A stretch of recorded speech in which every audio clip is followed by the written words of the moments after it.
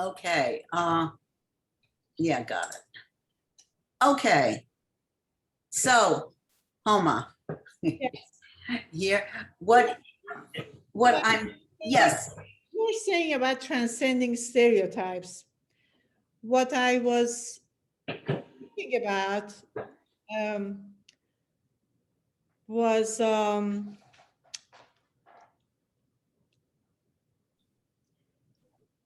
what we did. I have a friend called by the name of Nancy Adler. I have to tell you that story too. Mhm. Um, Nancy wanted to um, get rid of some of the myths. So it is it is stereotypes, and it's the myth of women are not effective in this, or all of the labels and generalizations that we talk about. That we did a study actually. Let me go on the Nancy story. Nancy Adler was a student at UCLA in 1970s, Department of Organization Behavior Management. Um, and one day she came to me at my office and said, "You are doing departure people that before they go overseas, and teaching them how to adapt to a new culture, because at that time it was like the picture of ugly American and American families going overseas and being isolated, not respecting the local culture. And my push was that these cultures are wonderful. Go learn from them. Go learn their language. Go learn their history. Go learn their art and their cooking, everything. Um, she said, I want to know what happens to these executives when they come back. So she did re-entry. That was her dissertation. Mhm. Anyways, she became my student, my friend. We have, and still we are very close, and we have traveled all over the world together. We've done research. And another one was Marshall Goldsmith, who's a he's the number one coach in the world, and he's a very loving and giving man. He has done the 360 um, uh, evaluation, that manager evaluates janitor and janitor evaluates manager, that kind of a 360 work in all organizations. Um, they were students.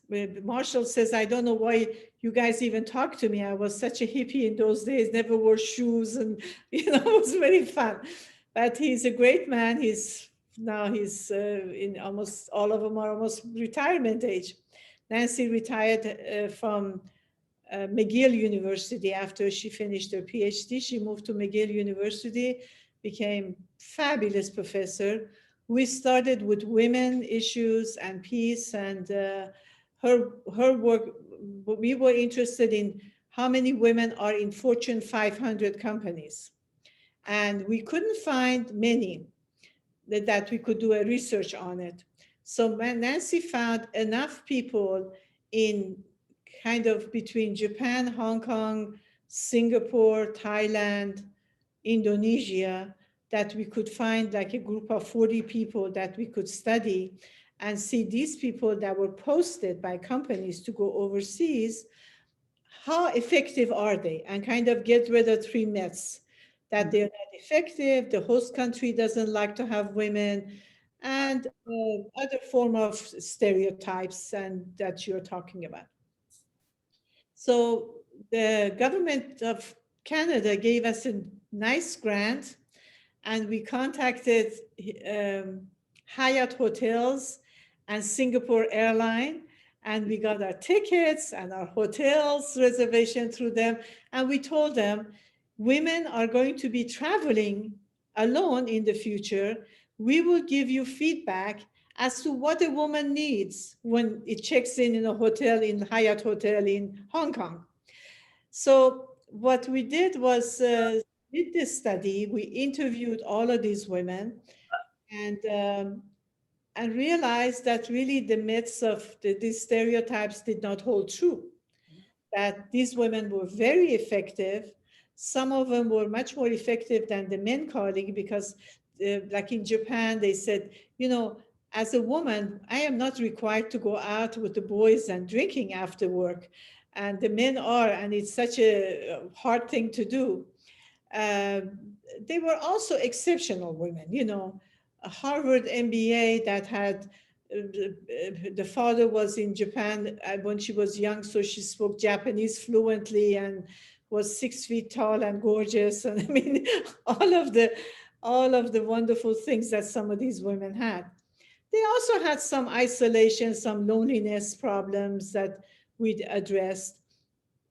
But basically they were uh, they were effective and very successful women. We realized that uh, as women we need ironing boards and iron in our hotel rooms. We need skirt hangers and hair dryers, and these are some of the things we recommended to Hyatt Hotel when we said if you're going to have executive women travel, these are some of the items you need to include, and also 24-hour room service, because some of these women would come to hotels in middle of the night and they couldn't go to the local bar or by themselves. So we did that. But so many stereotypes that were assumed that women, you know, women would be children in Hong Kong. They did very fine. They, they studied, they worked, they were doing extremely well, and they learned the culture. They were people liked them. We saw people that part of law firms, and also we lectured to women groups in these places that we went, and it was quite an interesting project. Nancy and I, we have um, traveled a lot together on various conferences, projects, mostly on cross-cultural issues, women issues. We on executive development. She is interested in leadership as an art, and so she uses art as a form of leadership. We taught at Sophia University in Japan for 3 months.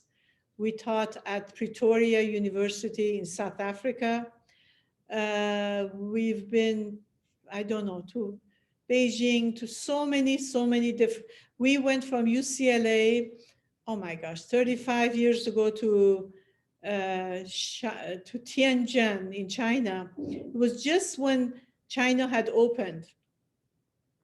They were interested in sending people from School of Management at UCLA to China to teach Chinese what Americans are all about. I went there as a psychologist. Um, and Nancy was talking about organization behavior, how decision making of the executives and businessmen and all of those. Anyways, it was beginning of China. They housed us in a remote factory. It it was, I tell you, we didn't have the shower they gave us was something to be designed, and we stayed there. Um, our translator didn't speak Mandarin, and these people spoke Mandarin.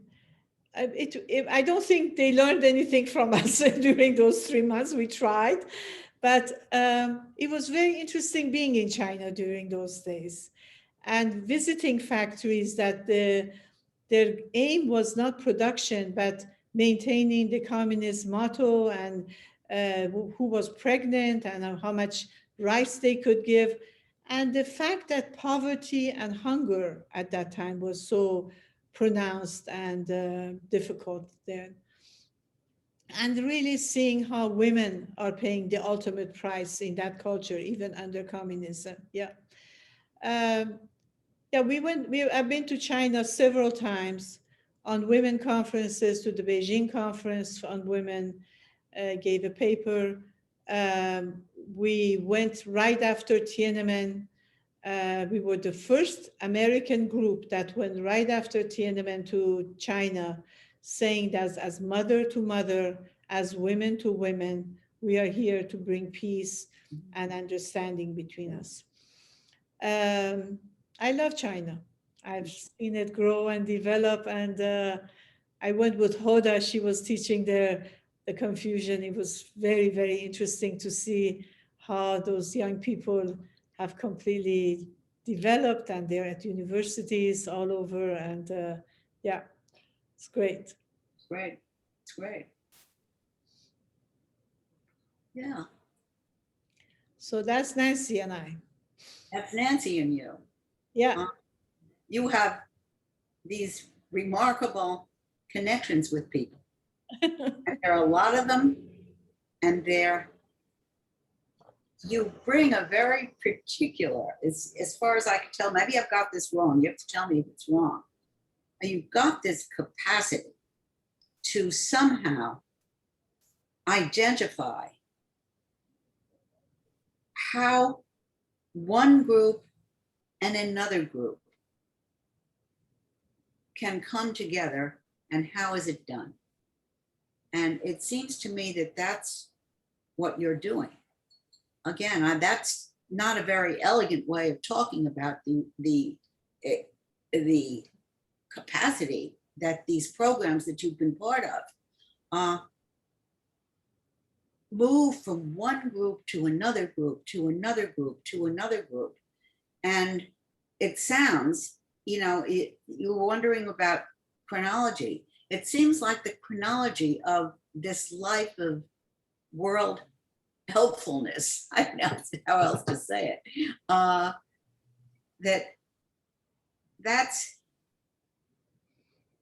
that's a story of its own that should be created by someone like you, or you'll never do it alone. So you do it with the people you love. And to somehow reflect on what went well, what did not go well, what lessons are you able to share that will reflect not only, that will reflect how people think and how they think, how they feel, how they share. These are all fundamental human characteristics, and that the characteristics that you have engaged in are so diverse. It's so diverse, it's breathtaking. Because it's so hard to do. And here you're doing it again and again and again and again. It's like somebody, they always ask me whether I planned anything. I really didn't plan anything. Nancy would call and say, Homa, are you interested in going to Africa? I said, oh, sure, Nancy, let's go, Right. And he said, Nancy, when she graduated from UCLA, for the first time went to Israel.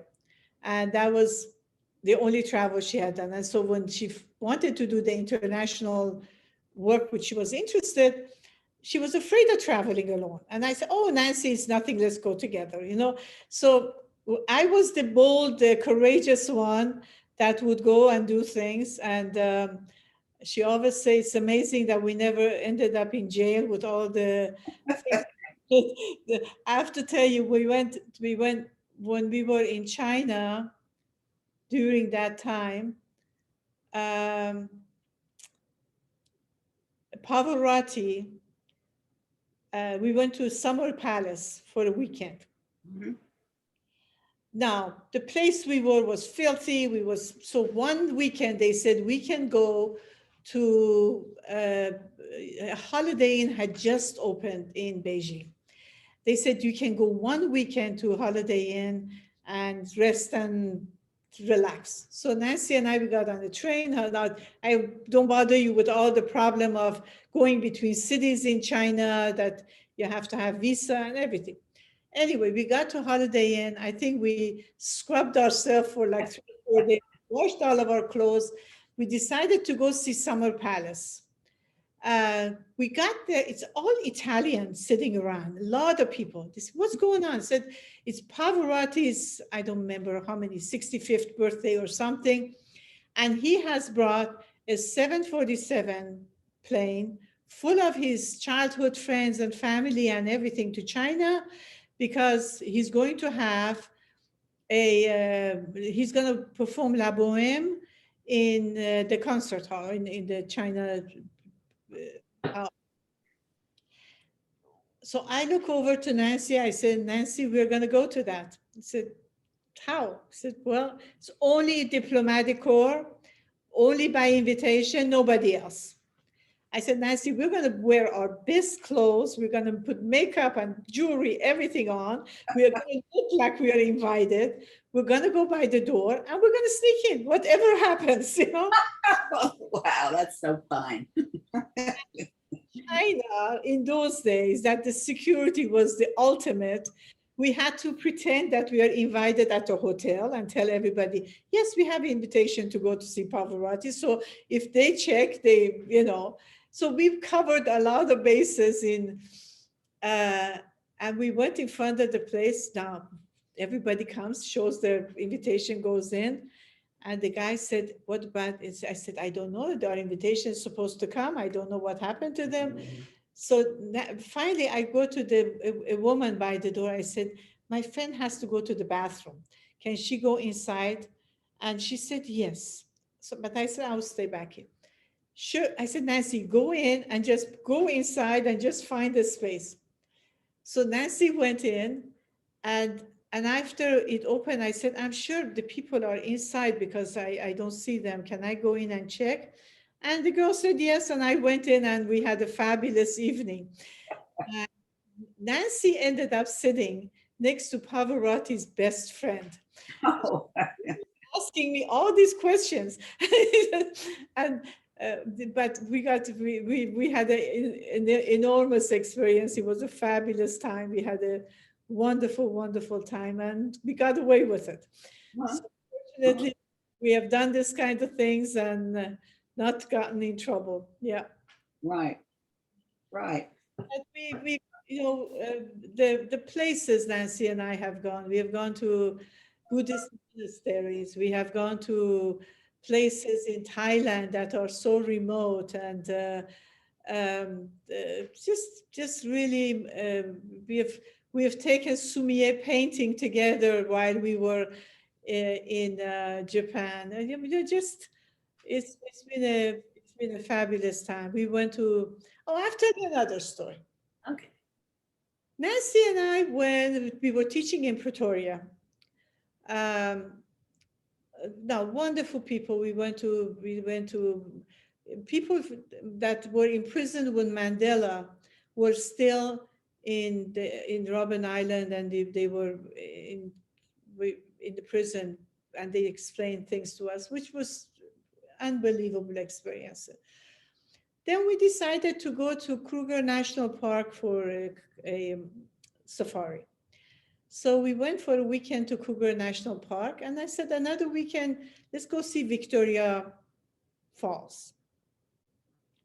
So we went to Zambia, to Livingston, the city of Livingston, and we checked in a hotel, and invariably, wherever we go, I checked on the local Baha'is.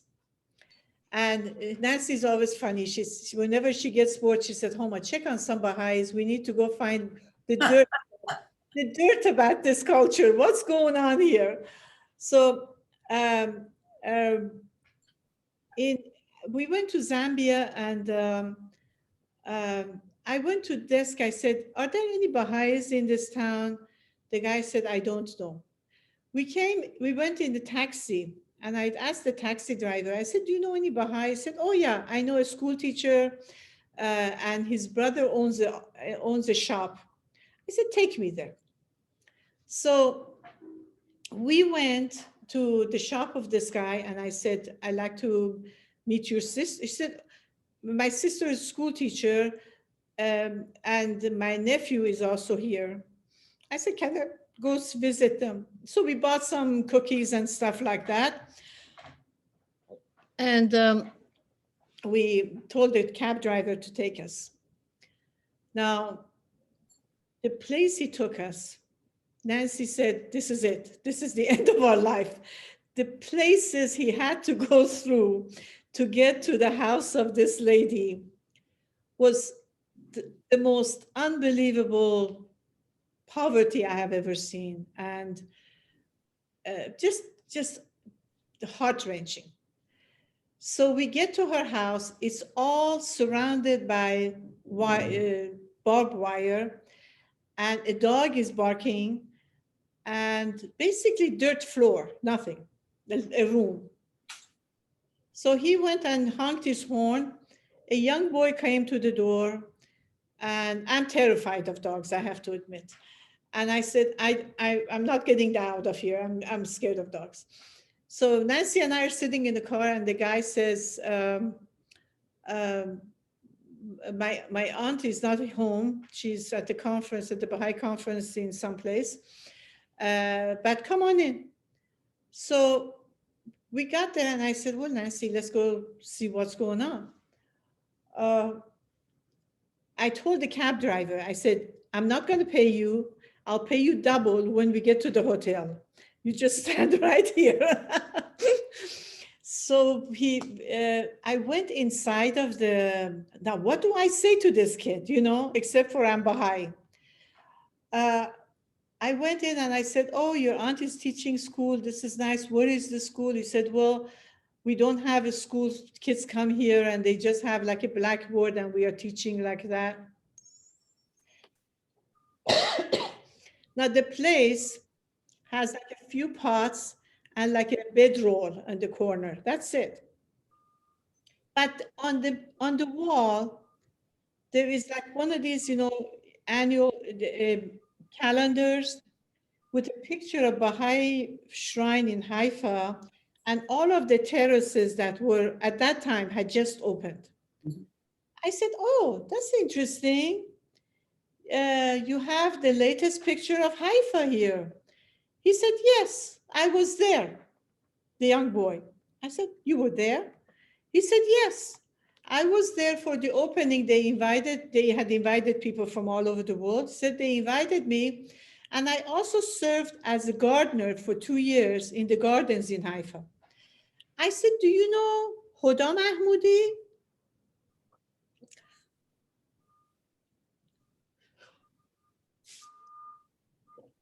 He said, "Yes." He said, "Yes, I know Hoda very well." And you know what? Bijan and I, Hoda's son, we served as guards in Akka Hmm. for a year. And we were roommates. It was the most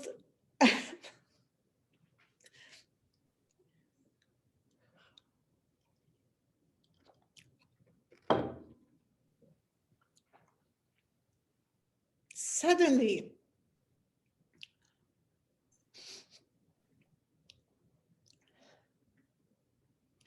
everything changed in that room.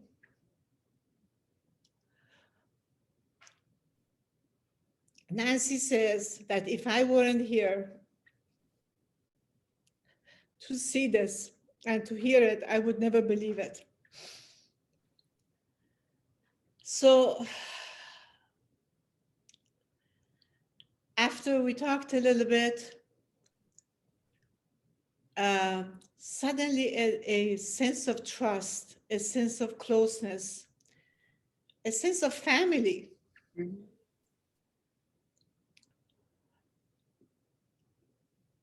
was there.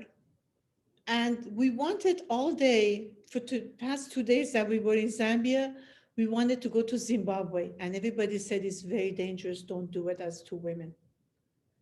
So I asked him, why don't you come and spend the day with us? So he said, okay. He locked the place up, jumped in a cab, and we said, well, we've been thinking about going. There's a bridge between Zambia and Zimbabwe. We wanted to go there.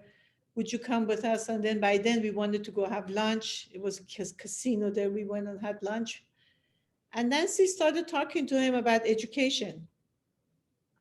He said, I've always wanted to be a lawyer, but there's no way. I have no funds. I have nothing. I study as hard as I can. I studied English in Haifa, but I can't do it. Do you know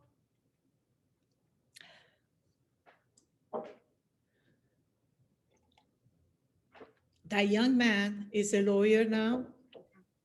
Nancy arranged for scholarship for him to go to McGill University. And we gave him some money and told him to just get yourself ready. I mean, you just need to study night and day, English and anything you can. And yeah, he made it. Wow.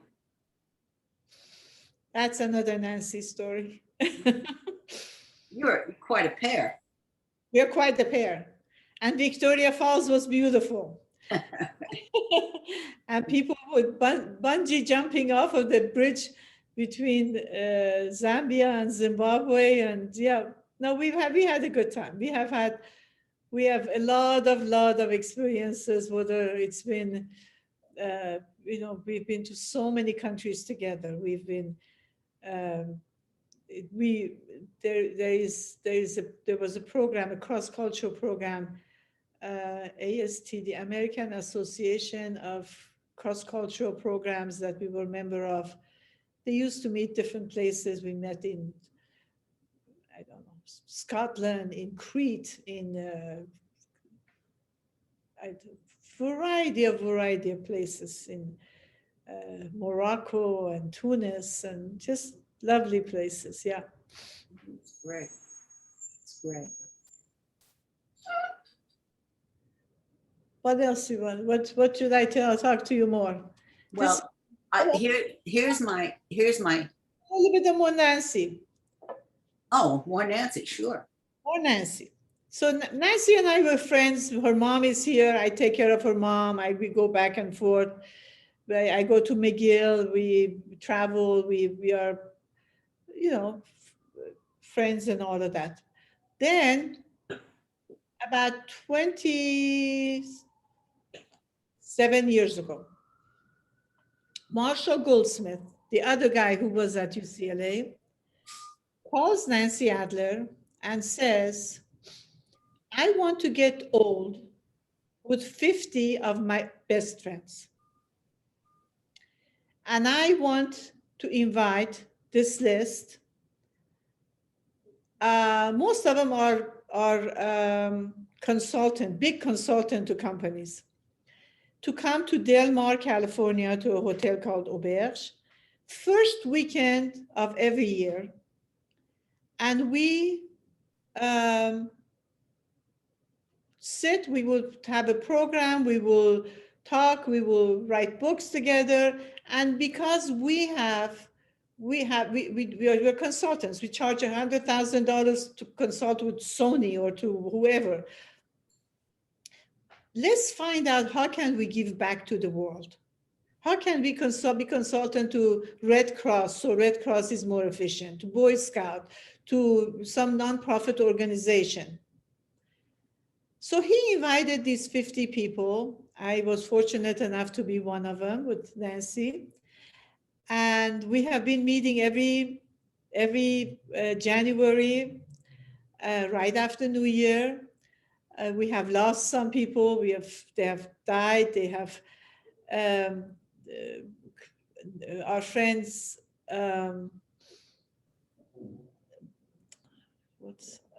Francis Hasselbaum, who started Girl Scout, She's wonderful. She's 104 years old. She doesn't travel anymore. She does it on Zoom. Just wonderful, wonderful, interesting people that we have. First, we were showing off our publications and this and that. Now we are friends. Now we've gone all together. We are friends. We love each other. We talk about our grandchildren, our families, our retirement times, and it's great. So these people continue on. Yeah. That's great. So here's what I'm thinking. What you thinking? What I'm thinking is that your story isn't done. It is not done. There's a forward way of evolving your life. You know, there's the tradition that may be chronological, but it's chronological, but it's also deeply and deeply and deeply learned. There's not a moment in time when you have walked away from learning something. And it would, does that sound right? It reminds me of my father saying, he always had like a little notes in his pocket.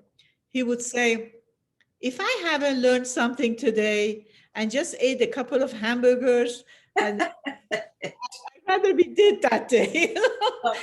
You know, When he was very old, he would always say, he would write a little saying off the television or something, you know, he was always trying to record something new. Yeah. right. Well, what I wonder if it would be fun for you or just important for you or whatever, that you give some thought to all that you have said today and revisit it for another period of time where we do this kind of thing again. Sure. You know that I have not talked about my work at all. I know. And you haven't talked about your family almost at all. 50 years of psychological work. Yep. I've been a psychologist and I've seen probably 60, 70,000 people. Yeah. Right. I think we want to learn about that. Okay. Okay. So we won't do it today because sometimes this just gets exhausting. I don't know whether you're not easily exhausted. That's clear. But I would like, if you were willing, and I'm willing, Barbara, anytime. Seriously. anytime, really? Well, let's find another time to continue this conversation. Out of town, I have to perform a wedding. Do you know I have also officiated something like 60 weddings? Wait a minute. No, but it doesn't surprise me. I've ceased to be surprising in your presence. For this summer, just for this summer. Well, I want to know about marriage rituals from you then. This marriage ritual is, they don't believe in any God, so we just talk about life and beauty and love, and that's it. Right. I am going to be gone until next Tuesday. Okay. Following Wednesday, if things, after that. Well, there's certainly no pressure about when you do this.